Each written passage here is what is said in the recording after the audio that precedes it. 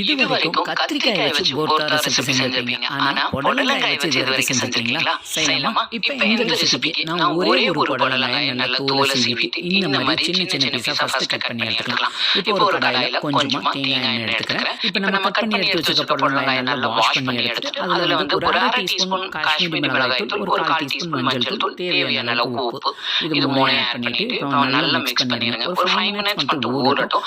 அதுக்கப்புறமா நம்ம இப்போ ஒரு கடாயில தேங்காய் எண்ணெய் எடுத்துருக்கோம். எண்ணெய் காஞ்சதுக்கு அப்புறமா இப்போ நம்ம மிக்ஸ் பண்ணி வச்சிருக்க காயை இதோட சேர்த்துட்டு நல்லா வதக்கி விட்டுருங்க. ஒரு 5 மினிட்ஸ் வந்து இந்த ஆயில்ல நல்லா வெந்து வரட்டும். லிட்டை போட்டு க்ளோஸ் பண்ணி லோ ஃப்ளேம்லயே வச்சுட்டு ஒரு 5 மினிட்ஸ் நல்லா வேகட்டும். அதுக்கப்புறம் இந்த புடலங்காயை ஒரு ஓரமா தள்ளி விட்டுருங்க. ஒரு 2 மீடியம் சைஸ் தக்காளி 2 இந்த மாதிரி பாதி பாதியா ஃபர்ஸ்ட் கட் பண்ணி எடுத்துக்கிறேன். இந்த தக்காளியும் இதுலயே ஒரு ஓரமா வச்சிருங்க. இந்த ஆயில்ல நல்லா வதங்கி நல்லா வெந்து வரணும். இப்போ அதே மாதிரி தக்காளியை திருப்பியும் போட்டு மறுபடியும் லிட்டை போட்டு க்ளோஸ் பண்ணி அதை நல்லா